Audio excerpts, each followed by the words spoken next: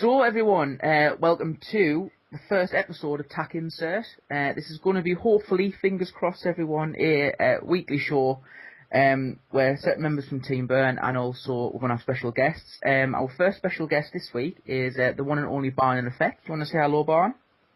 Hello everybody, I'm Barn in Effect, or Robbo, a bit of a PlayStation 3 player, just converted to Xbox, so sorry to all you PlayStation 3 players out there, but yeah, I'm absolutely massive pleasure to be involved with you guys, so hello and welcome. Absolute pleasure having you as well, matey. And also on the live stream is the one and only Evilnoodle. Hello, darlings. All right, everyone. Why do you have to talk like Bubbles? Eh? I don't Why talk, do you like, have to talk bubbles. like Bubbles? That's my voice. She copied off me. You're getting a very robotic here. I don't know if you're hearing it as well, Robbo. I did, yeah. Check your settings. Your settings haven't changed. Are you listening to the live stream? Maybe. Right, let's mute the live stream then. Try again. Is that better? No, it's still robotic. It's been perfect for an hour, and then you go and do this.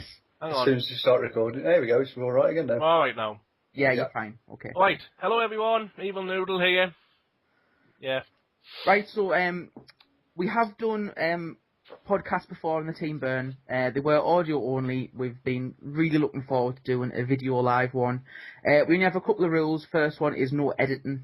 We're going to try not to edit it, so you're going to hear a little bit of Mr. Robotica there before we get into this, unfortunately, but that's just the way it is. I think it's a bit more fun.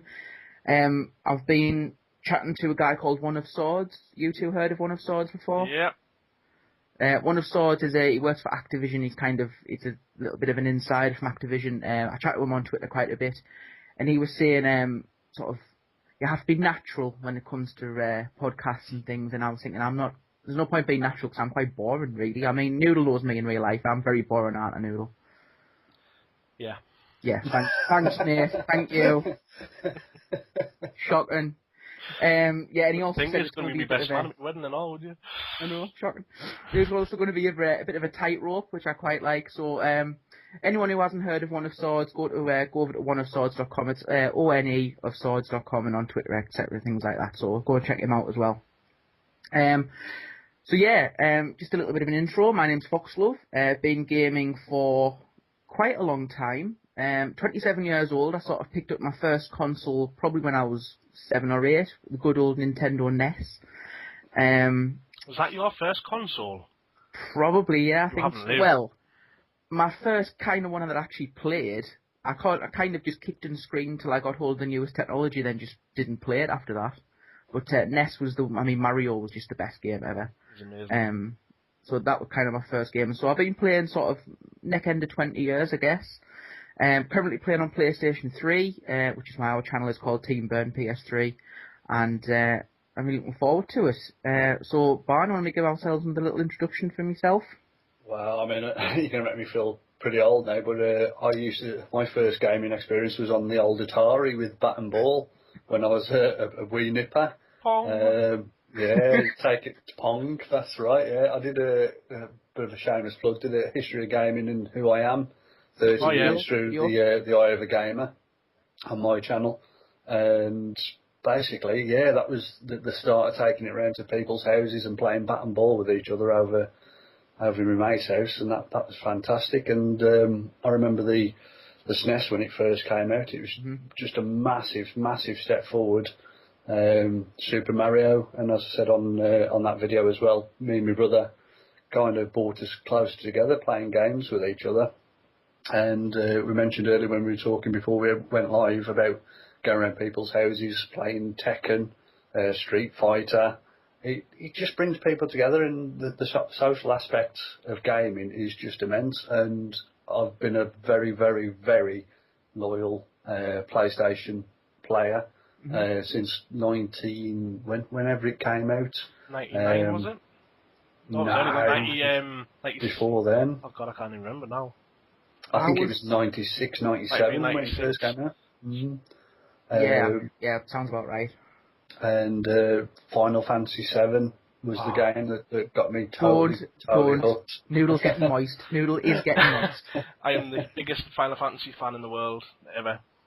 Love Final Fantasy VII was the pinnacle for me. I played some of the other ones as well, but the storyline, the emotional connection with Final Fantasy VII just outweighed them all. It was just very, very special game for me. Still to this day. Controversial question for you then. Should they remake it? No. Mm. No, because look at all the remakes that have ever happened in the world of remakes. You're always comparing it to the original, and that's what ruins it. That's what ruins it. And you can never remake a game and get that emotional connection that you had at that time. Look, GoldenEye was the first-person shooter that everybody played. Everybody cut their teeth on. Uni days, bloody college days and everything. Everybody absolutely adored GoldenEye. And then they re-release it on Wii. I think it came out on PlayStation as well.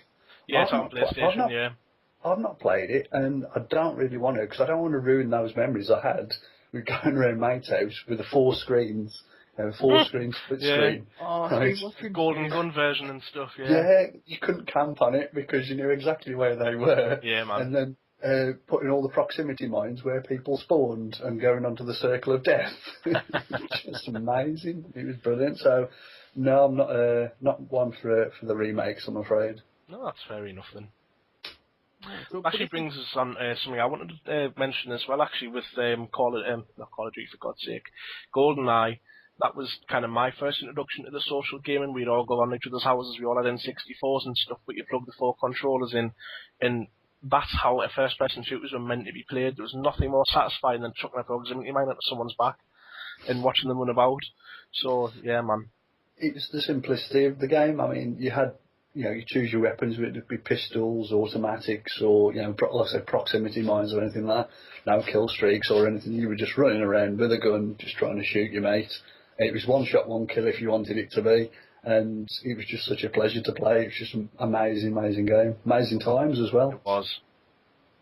I must admit I've played neither of those games, so I'll take a back seat in that one.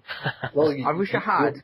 Yeah, you're the kind of person that needs to buy the updated version just to see what we were playing at the time, and then you can get that emotional connection to it without having the negative aspect of thinking, well, it's not as good as the original, you know what I mean? The thing is, it's an amazing game. Even the new one's good, but the insult is they've replaced Piers Brosnan with Daniel Craig as the main character in GoldenEye. Oh dear. What were you thinking, people? Why? Well, yeah, but it's a bit like, I can understand not wanting to do remakes because they always try and change something, whatever it is, and it always kills it. I always think of Willy Wonka's Chocolate Factory. Oh. If you're old enough to remember the original Willy Wonka, that is by far the best. If you've seen the new one and then you go back, it's like, what is this pile of crap? And it's I think remakes are always like that. So, yeah, for you two, if you sit down and play the new Final Fantasy VII, you're going to hate it. However, I would love it because when it's going to be on new graphics, it's going to be on a faster processor, it's going to be online. So I guess really out of the three of us, I think I'm probably going to win that one, aren't I? So, Square Enix, bring it out. Bring it out, and I'll buy it for you. Though, Fox, because for me, one of my favourite games of all time on the Mega Drive was Shining Force 2.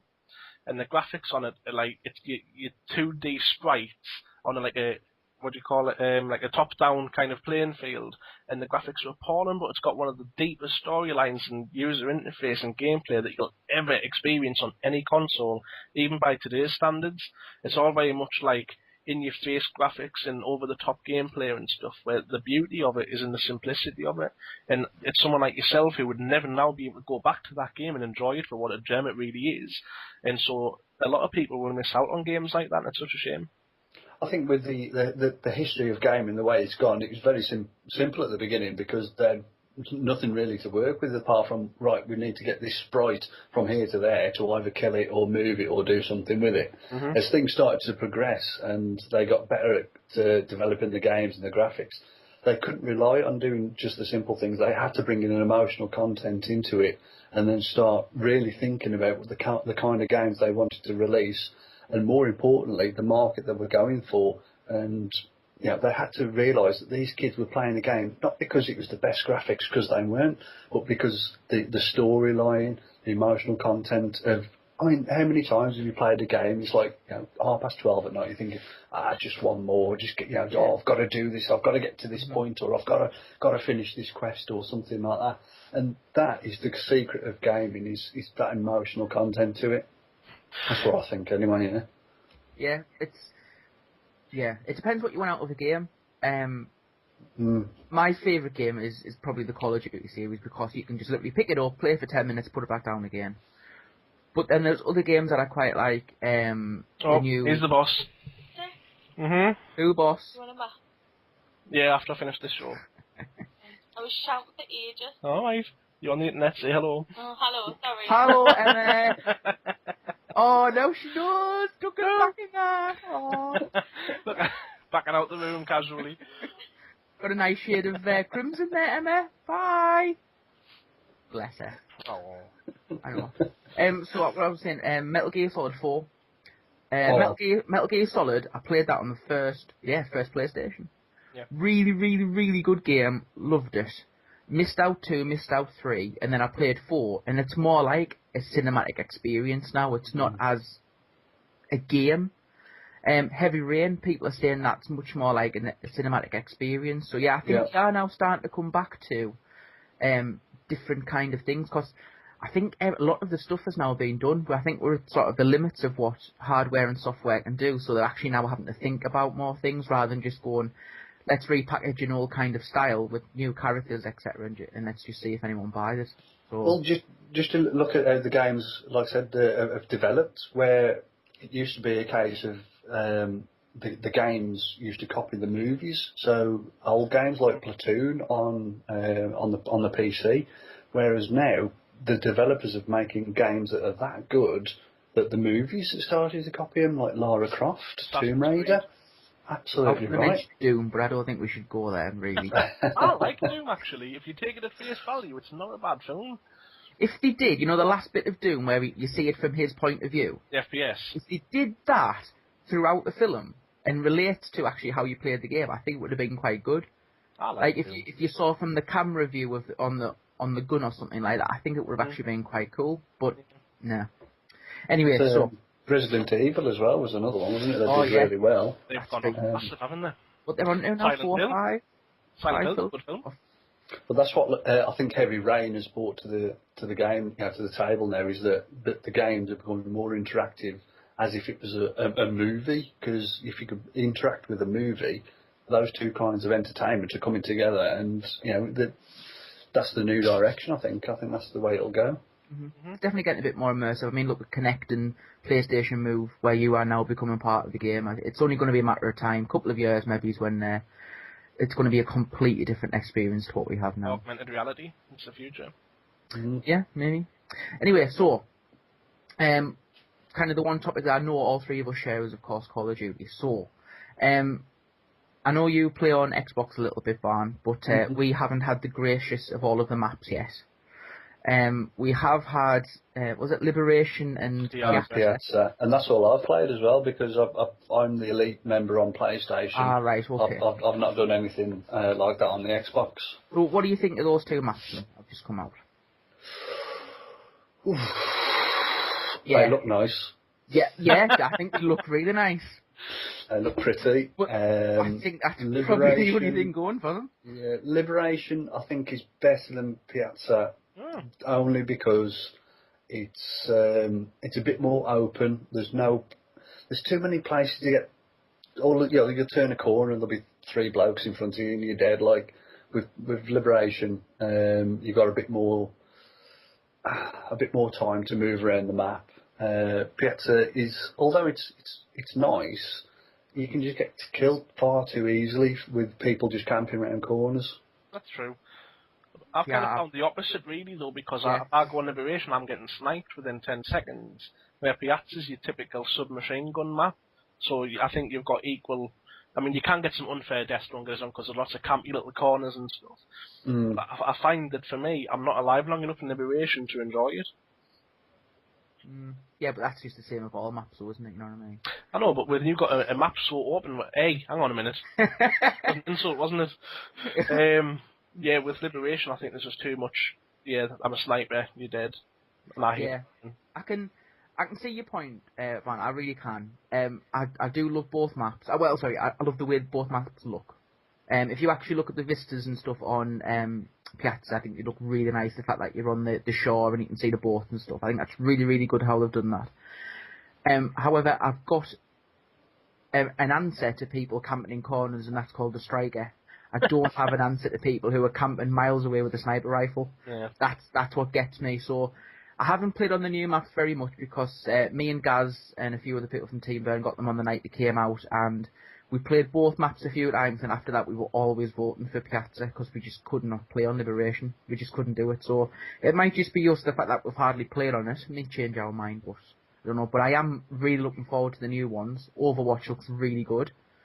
I haven't really watched any videos about it, so I don't know what people's general feedback is of it. I think if you just think the high rise from Modern Warfare 2, and you're not going to go far wrong. Yeah, it looks a bit.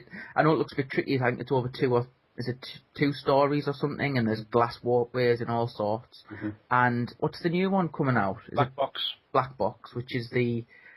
I want to say one that's down, isn't it? Yeah, I think that's just going to be Scrapyard. Yeah. Maybe, don't know, but maybe. But I know that Robert Boland was on about the his favourite maps, and he said his two favourite maps were Crash and Underground, which just so happened to be the ones that they came out for Modern Warfare 2 remakes. Yeah. He's also said his other favourite maps is Favela, which I would love to see. Yeah, Modern Warfare 3. I think Favela is very much like Piazza. Mm-hmm.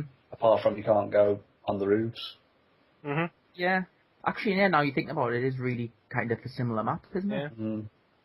Right, I forget which other one he said, but I think Scrapyard is definitely an old favourite of everyone's. That kind of got voted up quite a lot. Crash was mine. I love Crash on COD 4 as well. I like Afghan. Mm. Yeah. Yeah, I've been watching people play COD 4. I mean, I know that you played COD 4 yesterday, and every time I put COD 4 in, it just says, confirm yes or no, and I can't play it. Ooh, that's harsh. It's killing us. It really is, because I thought, I'll just have a quick game of that. And then you go in Modern Warfare 2 and they're all boosting. You go in World at War and they're all hacked. I went in COD 4 and I can't get on it. It's not meant to be. I know, I'm just doomed to play. But yeah, we're looking forward to Overwatch and Black Box. I think they're coming out then. Box, Overwatch next couple of weeks. Next couple of weeks, and Black Box is due in April. And they've also put on, is it 4 now? Random things in the Elite schedule. Have you guys seen this? No. There's a calendar on, if you go to the, I don't know where it is, it's called the Elite DLC calendar. It's got all of the pieces of content for PlayStation 3 and Xbox and what months are coming out on, and it's got like map or Spec Ops mission, but doesn't tell you what they're called. But there are now 24 pieces of downloadable content, whereas Activision only said there was going to be 20. Now there's 22 on the calendar at the minute, and the 2 extra ones just say classified. So there's kind of a bit of a buzz going around of what is this classified stuff? It'll be next game. But no, it's coming out for this game. Oh, really? Yeah, that's what I mean. So it's going to be, there might not be a map, it may not be a Spec Ops mission. People are saying it possibly be a gun. I doubt it. I don't think they're going to give people on Elite a massive advantage about guns. Well, just be cosmetic, though. Well, I don't know. They did it for Bad Company, didn't they? Bad Company, you got if you pre-ordered the game, you got a gun. However, it was just a different skin for one of the guns that was already in the game. But how much crap goes on about overpowered and underpowered guns, and then they're going to bring something out which you have to pay to get. I think there'll be too many eruptions in the community with it. But I'm looking forward to seeing what those 4 pieces of random content are. And I think they showed after the how, I want to say unsuccessful, but they've had a bit of problems with Elite. I think, especially on the PlayStation, I think an extra 4 bits of freebies won't go amiss at all, will it? So look for that. But the other thing I wanted to have a little discussion about was, would you have bought Elite if it didn't include the map packs? Definitely not. No. Yeah, not necessarily the amount of money it cost, but say it was a tenner. Would you what price would you put on the content? What you mean for the stats and stuff, online recording, that kind of bits and pieces? Well, Black Ops had all that. In fairness, Black Ops actually did, I think, a better job of it, recording stats and stuff like that. But what I use it for is the clan. The clan ops, the special missions. Today they did 100,000 day prize. Did you see that? Where they had a holiday to Hawaii or a snowmobile? Bloody snowmobile, hour. What are you going to choose? I'll hold a Ferrari, or I'll have a snowmobile. Bloody northeast of England, what are you meant to do with it? Although Sunderland does have a ski slope. Just sell it. Well, yeah, so... But what would you like to be in? If they came out next year and said, we're not going to give you the maps anymore, you still have to pay for them separate, what would Elite have to offer and how much would you pay for it? That's a toughie, man, for me, because stats and figures are so easily accessible and so easily to provide that you shouldn't really be paying for it. And I think Black Ops set a marker when they gave you all this information that you could have in-game. You didn't have to come out like you do now from Modern Warfare 3 and go into Elite to have a look at the stats and the figures and all that kind of stuff. Black Ops was perfect for that. And so the only reason I did get Elite was specifically for the maps, because the saving you can have there. And I would pay...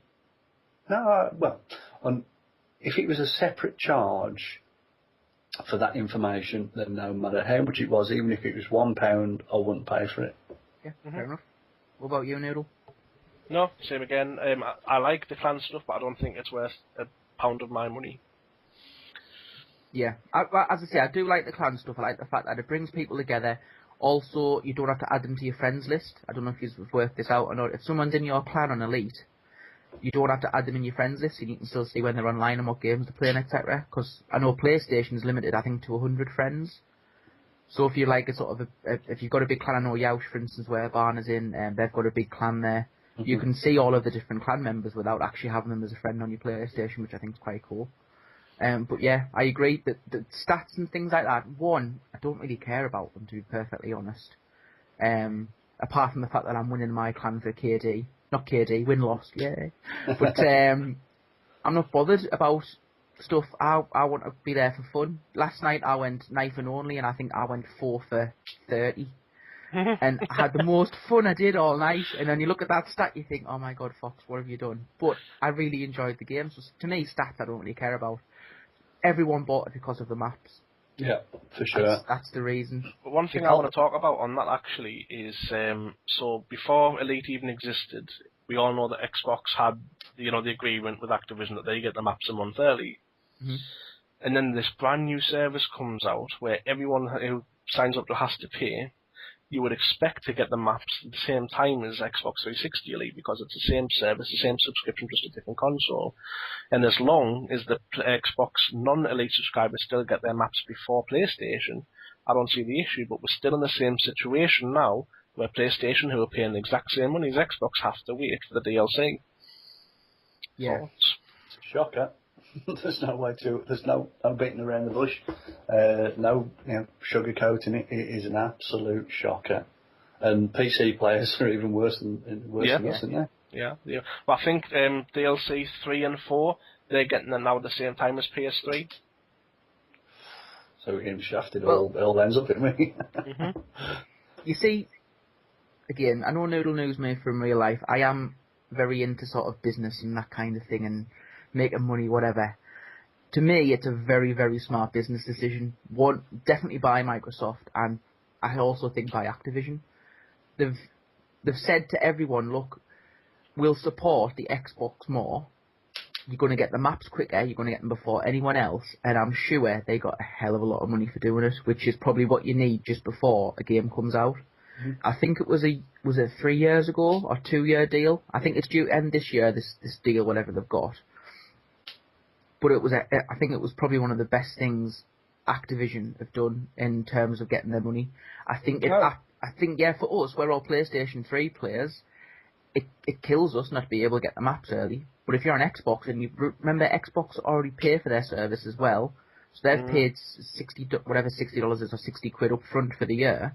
Are they not entitled to get something actually back for their money? No, I totally agree. It is business, but it is for Xbox Live. It's only 30 quid a year. Well, 30 quid a year, yeah. Obviously you're going to get a lot more. People say that the playable experience. I've never played on Xbox, I don't know, but they say that the playable experience is a lot better on Xbox. I prefer the online experience. I think the players are just it's different. I don't know why. It just seems more enjoyable online on Xbox. Seems more stable as well. Right, okay. But yeah, I do, yeah, I agree. It depends where you're at. If you're an Xbox person, doesn't really care. If you're a PlayStation 3 person, like, it's tough. But it is due to end before the new, well, I assume, the new Call of Duty comes out this year. Nothing's actually been 100% officially released, has it? Apart from on Amazon France or something, where they released it early. But yeah, as I say, hopefully next year we'll have them at the same time as PlayStation 3. And to be fair, it's not going to stop you buying the game, is it? No. So I don't think they really care. We'll see how much money Sony puts up next year. I was going to say, it's about time Sony put the hand in the pocket, I think. Yeah, we'll see how it goes. I agree with that. So, I'd like to talk a little bit about new consoles. Now, I haven't had a new console for a while. I know there was a lot of talk earlier in the year about them bringing out a new PlayStation, whatever it's called, and a new Xbox, whatever it's going to be called. There's also talk about a sort of a PC version. I don't know if you guys have seen this or not. Oh, so yeah, what they're doing there is customizable graphics inputs, GPUs, CPUs. Basically, as soon as the PlayStation and the Xbox comes out, the PC's already a generation ahead of it. And so they're limiting, obviously, the technology in it because it's a closed unit, and if you open it, your warranty is expired and so on and so forth. Where now the consideration, I know that, who does Half-Life, what do you call that developer? Valve, yeah, they're on about actually developing a console where you can actually change in and out the hardware, which I don't know if that'll be a good thing or not. I think they need... The one thing I don't like... I love PC gaming. That's where actually... I had me SNES and me NES and whatever I had. I moved to PC for gaming. But the one worst thing about it is you've waited 2 months for a game, you go and buy it, you stick it in your computer and it doesn't work because what bits you've got in your PC won't run it. And that is the only thing that I hate about PC gaming. Absolutely despise it. So, what I heard on the grapevine was they were going to, Valve or Steam, whoever were going to back it, have basically said to any company, you can make this console, these are the specs, get yourself away from it. So, I think it's good in two respects, because one, you can then, it opens it up for loads of other developers to then bring out a piece of hardware. So you can have the lower end, I don't know who makes low end PCs now, a Packard Bell, a good make, Packard, whoever it is. You can have sort of the lighter end of the machine, where it's going to be quite cheap, you can get in there, you have an open and gambit console, or you can pay for someone, I want to say Sony, I know they're not going to do one because they've got the PS3, PS4, whatever it's going to be, but then you've got a much better build quality, it's going to last you a little bit longer, but you'll probably pay a little bit more for it. I think that way of doing it is actually quite good. It's a little bit like mobile phones, isn't it? Whereas Android will come out and say, right, we need hardware to play this, HTC, Samsung, Nokia, whoever it is, go away and build a phone that will run that software. I think it's actually a better way of doing things. And you're opening yourself up to the whole PC situation, though. So you've got yourself this new console, you go out and buy the latest Call of Duty, you get home, put it in, and you haven't got the internal kit to play it. You never have that issue with the console, do you? The stuff I'm hearing is once you've bought it, that's it. It's a sealed unit, the same. So it'll have to have whatever processor, whatever RAM, whatever graphics card, and it's a sealed unit like a PlayStation. Once you open it up tough. Oh, right, I see. And then the next generation of consoles will come out maybe 2-3 years after that with the new specs. So every game that comes out will play like a PC game, but it's guaranteed to play. All right, okay. I quite like the idea. I think it opens up a bit of competition because Xbox and PlayStation have got it up. I mean, yeah, there's the Wii, but unless you're around with your friends getting drunk, I don't think many people warrant it as a serious gaming system. I don't think the Wii takes itself as a serious gaming system. It knows exactly what it is, and it does what it does really well. Yeah, if it didn't have a balance board. It tried to take itself seriously for a little while and then realised that it just wasn't going to happen with some of the games that they were trying to release, and they went, no, let's just stick with what we know and not go mental. Have you played the Call of Duty series on the Wii? Yes. So funny. Black Ops is ridiculous. You've got to, like, point where you want to shoot, and then you've got your little nunchuck, chucking grenades and stuff. Oh, it's class. It's a really good laugh. Get yourself away, Team Burn Wii. But yeah, I know there was a thing on YouTube this morning, I think it was IGN, forgive me if I'm wrong, they were saying the new Xbox may not have a disk drive. Now, me and Noodle's been talking about this before, and I do think this is the future, whether we like it or not. That they're not going to have discs to put in your PC. They may bring out, in your Xbox, PlayStation, whatever. I think you may bring out a peripheral so you can log in, so you can plug it in if you want to get a disc for backwards compatibility, possibly. But I do think they'll be downloading games. I think the biggest thing here is backwards compatibility, and I don't think someone want to pay extra for that. Look at the hell on with PlayStation 3, for God's sake, where there's only one version of it that's backwards compatible. Cloud gaming is the future. I just don't think it's ready yet. I think that's at least another generation away before the new console comes out. I think the technology is there, but I think, again, business head on, Game Station, Amazon, Play, they're not going to allow downloadable only content because that's all their revenue. Hey, you're talking about businesses earlier. Don't forget you've got all the CD manufacturers and everything, printers, plastic casing makers. Yeah, that's massive industry.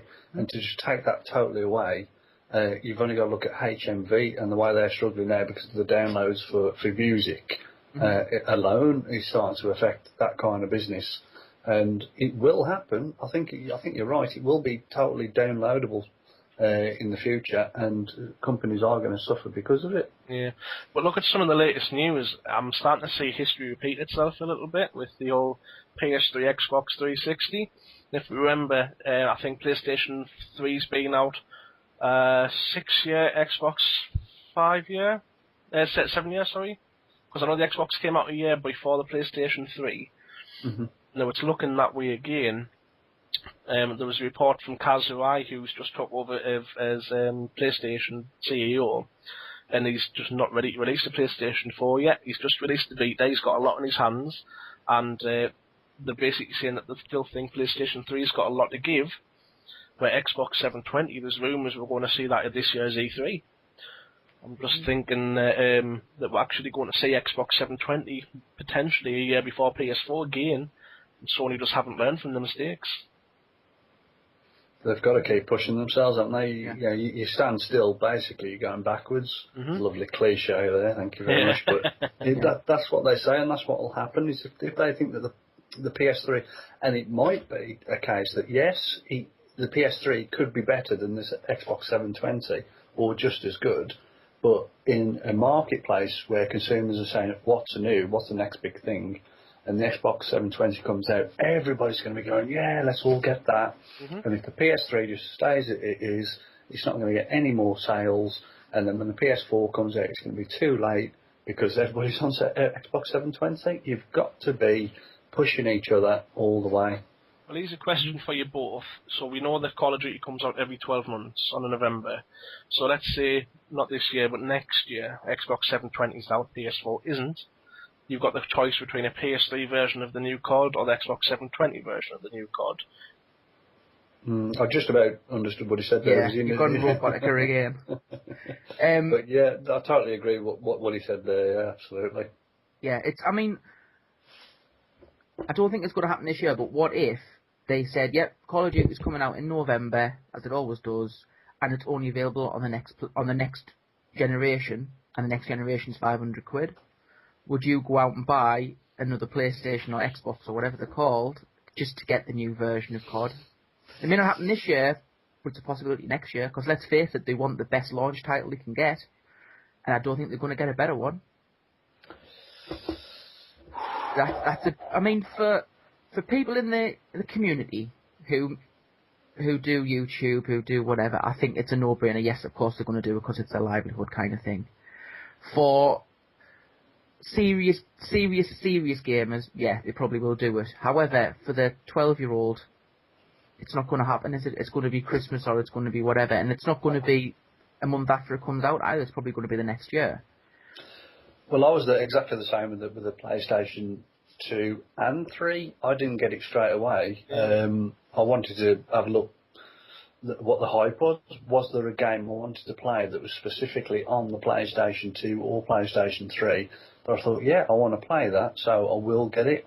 And one of the advantages of getting the PlayStation 2 when I did was that it was a DVD player as well. Yeah. you could basically say, well, I'm not going to get a DVD player. I've got one. And same with the PlayStation 3. It's a Blu-ray player. Mm-hmm. I've still not got a Blu-ray player because I've got a PlayStation 3. I've just bought one, so yeah, they've been out years. Yeah, and I think that's the kind of thing that will make me buy the PlayStation 4 or Xbox 720. There's got to be something there that's going to offer more than just playing games, because it's a hell of a lot of money just to play a game. Yeah. It is. Well, you might be onto something though, because for me, PlayStation 2 was Final Fantasy X, and I had to have it just for that. So I think you might be onto something for a lot of people. Actually, Call of Duty, it's Xbox 720 exclusive. Let's say they're going to get the console. Yeah. Yeah, well, as I say, we'll see what happens when it comes out. My choice of a console, whether it be Xbox or PlayStation, was originally because I had a Blu-ray player on it. That was my only choice in it, because I thought, why am I going to spend an extra 300 quid on a Blu-ray player when I don't have to? That was the number one choice. What's keeping me with PlayStation is the fact that your friends are on PlayStation. Mm-hmm. You know what I mean? If we played Xbox, I know Noodle has an Xbox, so we probably would have played on Xbox more. We would have had a different set of friends, that kind of thing. So it depends. I mean, we're talking about stuff which we obviously don't know what's happening. But if Xbox comes out and they announce it's going to be a year before PlayStation, I'm going to find it quite difficult not to get one. Well, that's the only reason I started playing Xbox, was because obviously the YouTube friends that I've made, 90% of them just seem to be on Xbox for whatever reason. So I had an Xbox when the PlayStation Network went down. I went out and actually bought one, basically, because I wanted to play games. For that, rubbing it in. But I didn't know how long the PlayStation Network was going to be down for, so I thought, well, I'll just get one. And then when the PlayStation Network came back up, that was it. I never played it again until I started to get the new friends on YouTube. And I say that's the only reason I play Xbox now. And I'm flipping from PlayStation to Xbox constantly. And I have this. I've still got it here. My PlayStation 3 controller. Yeah. I'm using an Xfire cross converter, so I can use my PlayStation 3 controller on Xbox, because I can't use the controller. See, I prefer the Xbox controller. That's weird for me. I can't do that. I think it would be hard moving from one to the other all the time. I can completely get that. I had an original Xbox before I had my PlayStation, and they were really big and chunky. I felt they were a little bit cumbersome. I've never played on the new ones. I don't know if they're any smaller or not, or whatever. But yeah, but also consoles now do a lot more, as you were saying. Netflix, film, all that kind of stuff's on there as well. So yeah, we're looking for a lot more. Yeah, we're looking for a lot more out of them, aren't we, in the next coming months? So right, and I think that's enough about gaming and stuff for now. I think we should move on to something else. So, I know Noodle wanted to talk about some movies that were upcoming. Well, I nearly fell off my chair this afternoon when I found this out, but Bill and Ted 3. Is it the original people doing it? Is it, I only know bloody Neo. Keanu Reeves That's and, him. is it Bill Pullman? I can't remember his name. The blonde dude. Yeah. Ted Theodore Logan. Yeah, they're going to do a cameo, I think. Esquire. Yeah. That's the one, yeah. They're going to do a cameo, but I think it's very much a kind of in two minds as to whether they do a go prequel or do they go two old Bill and Ted's in the current world. Well, they can't go prequel. Bloody hell, it was 20 years ago. I know, but I think they were talking about Bill and Ted as life is at the moment, trying to cope with being rock stars and rock stars in the world. They changed the world, didn't they? They made the world a better place through their music. We're supposed to have, but then they're going ahead and doing this. But if they're aged like they should have done in the show, shouldn't they be in this now utopia where they're now gods? In theory. I don't know how they're going to do it, but it's not close to it, because they with all the newspaper clippings at the end, they were the first band to perform live on the moon. Yeah, it's like, so if they are that old, the whole point of it was they thought they were fantastic musicians, and really they weren't. So now they're actually going to be living in the persona that they think they are. So I don't know if the film's going to work or not. But I think it's definitely going to be worth a look, just to bring back the memories of Station and all that kind of stuff, and beating God at Twister. Not God, Death at Twister. That was, it is pretty cool, what we'll see. Cool. But the other film, that Noodle wanted to talk about, which he told us about before we started streaming, which I didn't even know was coming out, and if it goes back to its roots, I'm really looking forward to, is, go on Noodle, get out of our misery. Reboot of RoboCop. Now, controversial. If it goes back to the, what do you call him, Peter? Oh, what do you call the original RoboCop, man? I forget what he's called now. Remember his name. Yeah, him. Anyway, yeah. Yeah. If it goes back to when he kind of played it and the original kind of sort of tongue-in-cheek future kind of style, I think it'll be a really good film, because the second one did that, and I thought the second one was a good film, but the third one was just rubbish. Cause that, I thought that the first one was a fantastic film, great idea, played really well, and in my eyes it was pretty serious as a film went. I thought the second and third just started going into too much of a comedy, rather than the seriousness of a future cop, if you like. Peter Wells. But yeah, the first one I thought was fantastic. Yeah, it was also very gruesome for its time as well. Like some of the death scenes and that were like, bloody hell, did I just see that guy's arms getting blown off? Yeah. But yeah, it's due for release August 9th, 2013. Yeah, some time away, but yeah. And yeah, go on. I must say I've got a soft spot for dodgy 80s sci-fi films, and I may have to go and watch some weird ones tonight. Now you've mentioned that. So you Payne, must be a fan of Predator. Oh, hang on, I don't know if you can say that. Tattoo. just a little bit of a fan of a Predator. I thought you might be. Yeah, love all that. That's where, in my opinion, the sequel, the second film, was just as good, if not better, than the first on Predator. There's not very many. Yeah, there's not many films that the sequel is just as good. Yeah, I think they did do a really good job of it. I think they still made it very violent and gruesome and stuff, and I think that kind of helped it along with some of the story. I didn't think the story was as good as the first one. Danny Glover won it. Yeah, Danny Glover, yeah. And as all 80s or 90s films kind of go, it's a case of you have like an end boss fight. Mm-hmm. And the end boss fight in that was like 40 minutes long, because they through the streets, they're down in sewers, he goes into the spaceship, etc. At the end, it was just it is a really really good film. I really enjoyed it. But then they started. I had high hopes for the AVP series. Mr. Mouth in the stream has just said that a new Judge Dredd film is out IMDb. Nice. IMDb straight away. We have a look at that. Man. Actually, really Dredd, I am the law. The original film, if you forget the fact it was a comic book, I think it was, what was it, AD 2000 or something? Yeah. If you forget about the fact it was that, it was a really good film. It was an alright film, but they completely changed it from the comic books. I think that peed a lot of people off. Why on that search Judge Dredd on IMDb does Simon Cowell come up? Because he's a dreadful judge. There's like Costa Rica that comes up as well, so that's quite weird, isn't it? Oh dear. Venom movie as well, Mr. Mouth has just said. Looking forward to that. As in Spider-Man Venom? I presume so. Mr. Mouth, can you confirm or deny these accusations? Because there was Venom and Carnage. See, you're getting all the geek out of me now. No. Venom and Carnage and Wolverine Origins. I wanted to see a Deadpool movie. Remember Ryan Reynolds playing Deadpool? Yeah, they've completely ruined Deadpool now in the movie franchise. Well, the movie franchise has completely ruined itself because it's all different people, different things. But he's confirmed it as Spider-Man Venom. Yeah, he said that. Yeah, Deadpool is one of probably the better people in the whole Marvel series, but at the end, I forget which series of Marvel X-Men there was, but he's pretty much immortal. And I think there's only pretty much apocalypse who can kill him, and it's just ridiculous because he just steals everyone else's powers. That's kind of what they did in the film. Project X.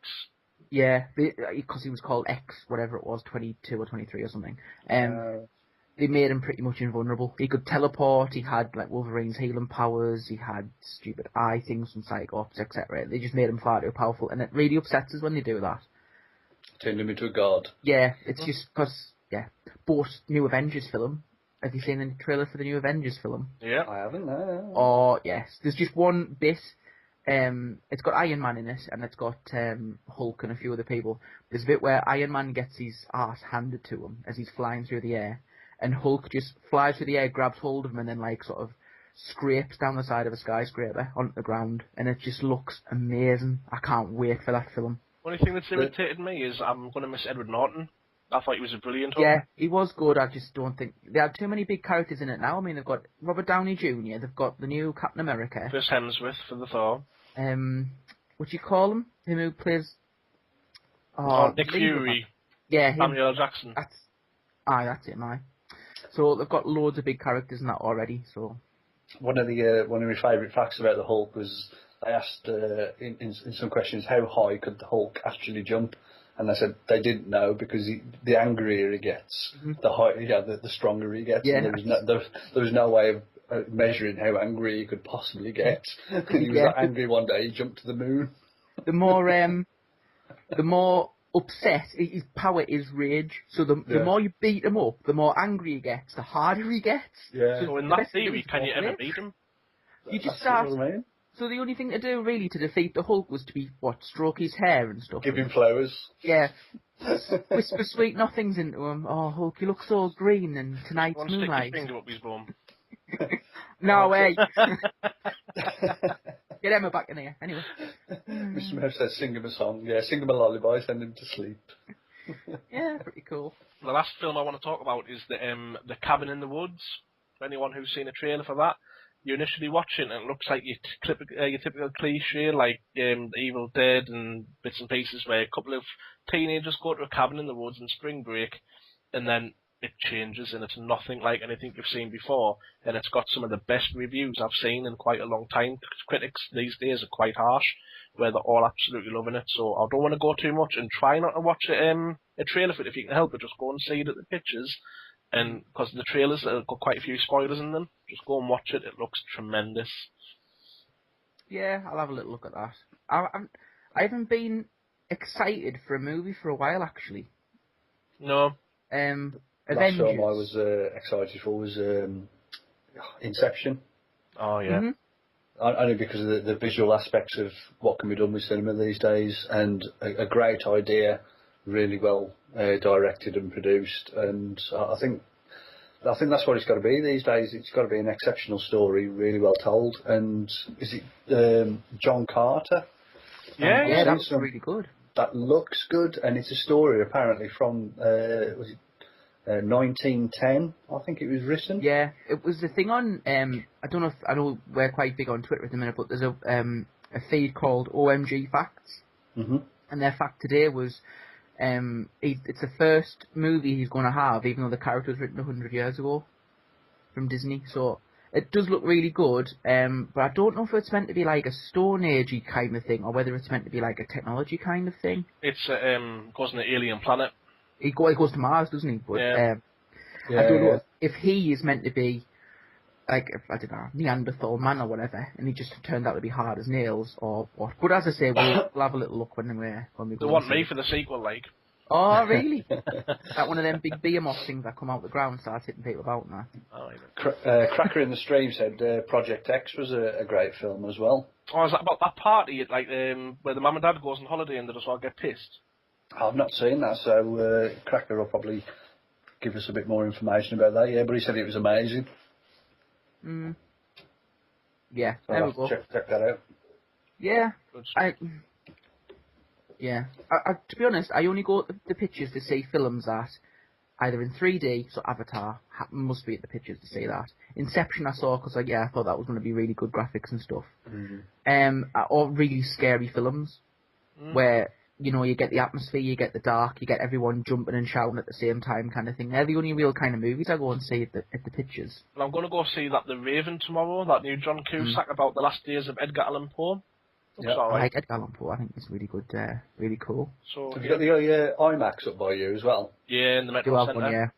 I watched Dark Knight at the IMAX and it was, that was... that comes out soon as well, doesn't it? The new Bane. Can't wait to see what's done with Bane. Well, the one we have in the Metro Centre's got the largest screen in Europe. It's absolutely ginormous. You need a bloody thick wallet and all. There's no chance I'm paying for that. Watching the screen, it's like you look at one area, top right-hand corner, and you're down there. Crook neck, unless you're right in the middle of the auditorium, right? That's it. It's dodgy, I know, but yeah, I know, because in the original DC Comics, Bane was intelligent as well as sort of superhuman.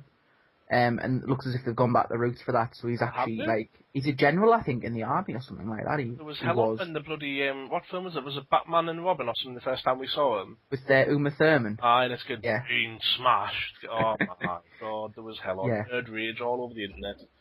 It's, we're looking forward to that one. New Spider-Man movie doesn't look good, I must admit. It's just redone the original. I still go and see it. Spider-Man. Yeah, I will, because I'm a Marvel geek and I have to go and see it, so... It's got the lizard in, it's got, is it Re-Ifans or something you call him? Dr. Connor, I don't know. I don't look real-life names, just names of what they should be in the comics and stuff. People say about what his actor's called, I don't know. But he plays such and such in this 1924 film. My missus will say, I don't know who he is, but I know who he's married to. That's another one. To me. You know, right, I forget his actual name, but it's, what do you call her? Married to Brad Pitt. What do you call her? Angelina. Yes. Angelina Jolie. Her dad. You know her dad in the films. Oh, John Boyd. He's in Mission Impossible 1. That's him, yeah. Every time he's on the screen, our lass nudges us. Dave, got my real name. She doesn't call us Fox in real life, not that big-headed. Dave, Angelina Jolie's dad, that, you know. Every time he's on the screen, I was like, hey, really, is it? I didn't know that, you know. And we watch, like, Dancing on Ice, and it's like, hey, Dave, that's such and such's brother, that. I was like, I don't care. You know what I mean? I'm just not bothered, but yeah. It must just be a thing about women. I think men are wired up differently to women. Women think about social relationships and friendship and that kind of, where men just think about gaming. I think that's just generally how it happens, and beer and... Yeah, we'll be watching a film or TV, like Vampire Diaries, and she'll be saying, like, he's married to her in real life. 10 rant points, Spawn. Sorry about What's wrong with Vampire Diaries? Well, I've never watched it, like, but... Hey, you want to watch a bit of True Blood? Oh, I love True Blood. Oh, yes. True Blood, a bit of Spartacus as well. Oh, Spartacus, I'm well into that as well. Don't have time, you know why? My thing. I'm coming! That was just the way you were sitting. Well, what can I do? Well, are you needing to go, like, Noodle? Yeah, but it's what one now? We're now in 14 minutes, are you? 48 minutes we started. Oh, are we? I know there's a member of Team Burn who wants to come in, but there's my wife just texted me now, so hang on a second. What's that on your forehead there? Looks like a... That thumbprint. I know, I agree completely with you. What we say is if your missus ever commits a crime, don't need to dust footprints, all we've got to do is take the thumbprint off your head. Oh, honestly, man. I can understand it. It's a Saturday night. It's 7:30. I think she deserves some Foxglove time, you know what I mean? I think it's only fair. Oh, dear. So, I think it's actually gone really well, this show. Has? If everyone's availability is okay, I think we should try and do it at least once a week. Mm-hmm. May not necessarily be on a Saturday. It's a little bit tough, but we'll try and at least do it once a week, I think. If you're up for that.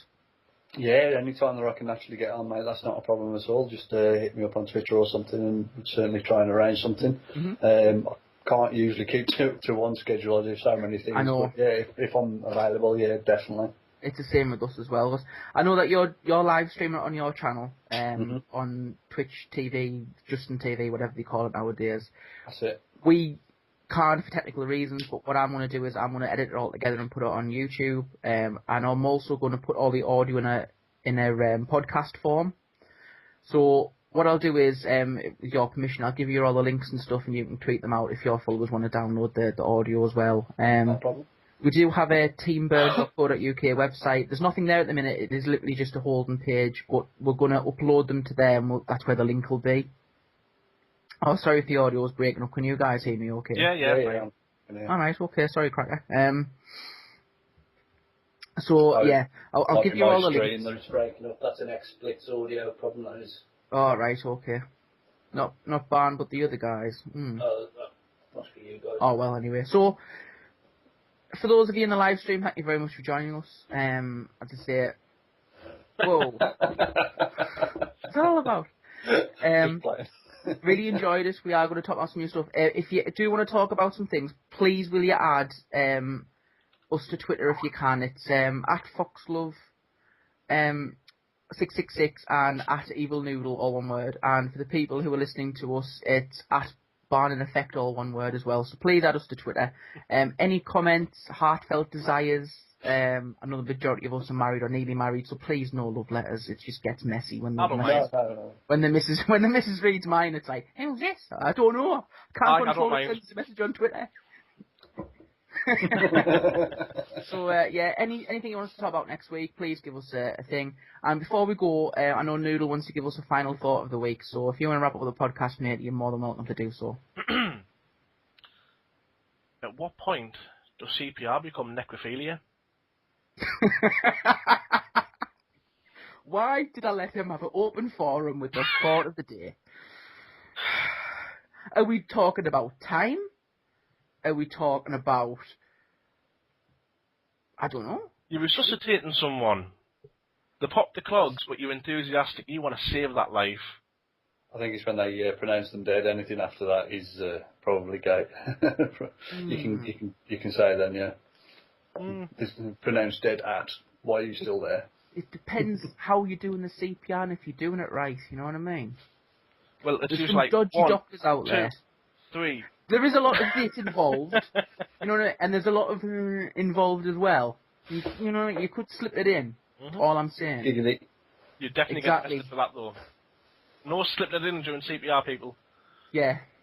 Watch ER, watch whatever you need to watch on the TV. ER's all TV, but you know what I mean. Watch them, but don't do what you're laughing at what Cracker said in the stream. What's that? I should be in the middle because I look like the tip. He looks like the tip. I don't get it. It's because 2 balls either side, and then I can be looking like the tip. So you're saying I'm a right bollock? Is that what you're saying? I'm a left bollock on my screen. Mint. Right, that's the final thought. Yeah, guys. Thanks for joining us, and hopefully we'll be back next week. I'm going to do a shameless plug. I'm sorry, but I am. If you guys want to have a look at us on YouTube, it is Team Burn PS3. A sort of a pack of Geordies, really, for want of a better word, who just go on. We do tips and tricks of how to game. There's usually 5 or 6 of us in gameplays. We're not all the best players, but the idea is to show you how to play as a team, not to get MWABs every game and all that kind of stuff. So please check us out. We do play with Barn quite a lot as well. We were in with them yesterday. I don't think we lost one, did we, Barn, last night? It was quite a good one. Absolutely top notch. We know how to destroy people. Yeah. It was really fun last night, I think. Especially when there was a clan of 6 people giving us a load of crap beforehand. Oh, that was funny. That was mint. That was so funny. It's like, do this to your ma. Aye, alright, then come on then. I think we won 290 or something. It was just, don't even try. Quick scoping only. No. Get destroyed. So yeah, guys, thank you very much for joining us, and we'll be leaving now, so say goodbye, guys. Take it easy, guys.